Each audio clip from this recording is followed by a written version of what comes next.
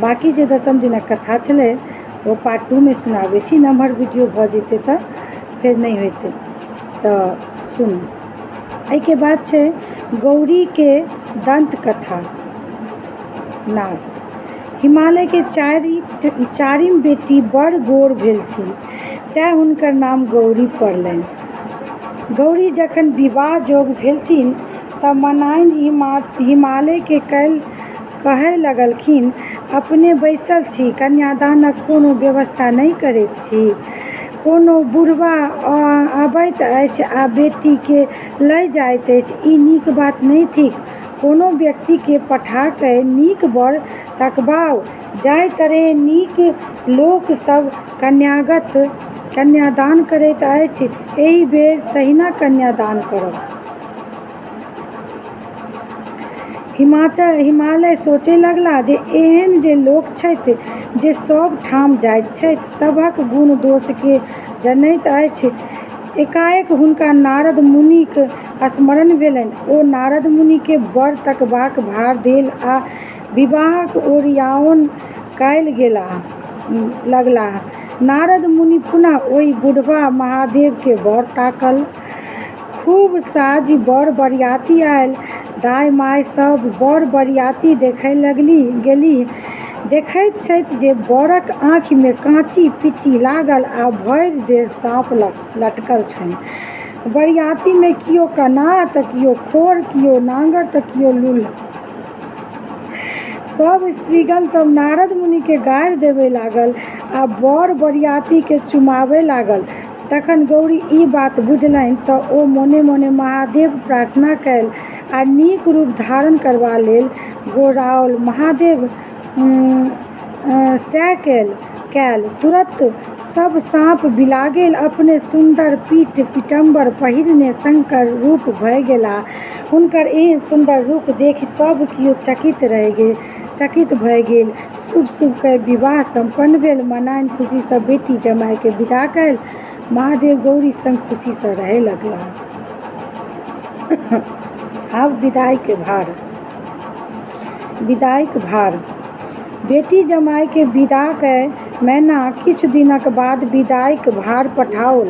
दही, केरा, खाजा, लड्डू, चूड़ा, ठकुआ, मालपुआ इत्यादि। महादेव के एतेक वस्तु रखबाक जगहे छलनि आ ने घर में खेनिहार छलनि। खूब लोक सबके बजाय खुआओल आ कतबो बेनो तिहार बाँटल, किन्तु वस्तु सब सधबे नहि करनि। भार सँ घर आँगन गन्हाय लगलनि।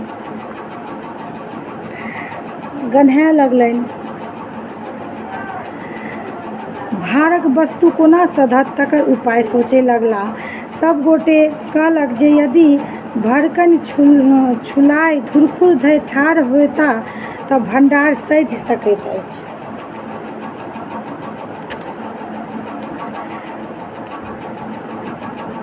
खोज पुछारी कयल एकटा भड़कनी छुलाइ ताकल गेल। ओकरा धुरखुर सटाइ ठाढ़ कयल गेल। तखन भारक वस्तु सब सधल।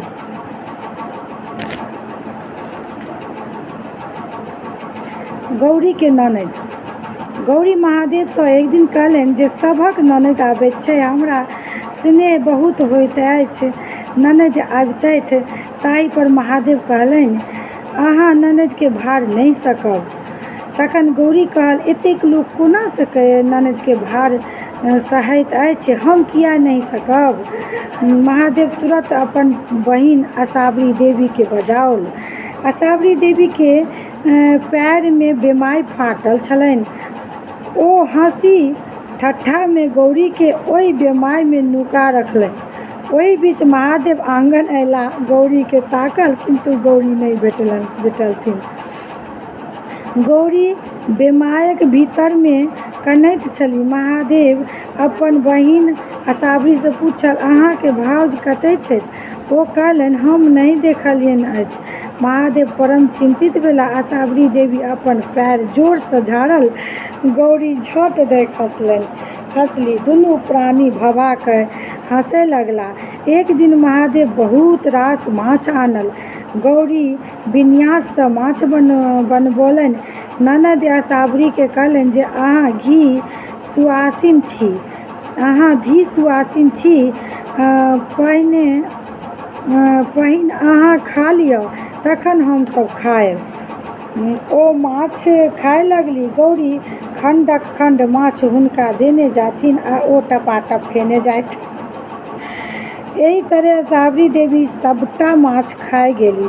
बेचारी गौरी के कोनो कनखुर नहीं प्राप्त भेलनि। आब गौरी अकच्छ भय महादेव सँ कहलनि, आब हिनका विदा कऽ दियौन। एहन नन्दी सँ हम बाज एलहुँ।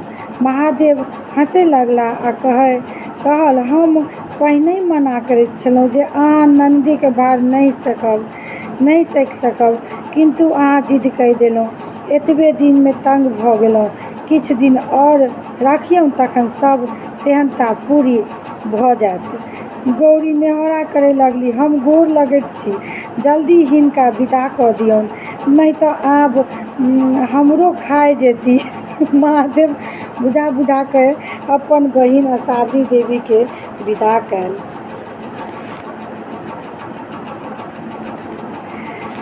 तकरा बाद अछि गौरी भागिन।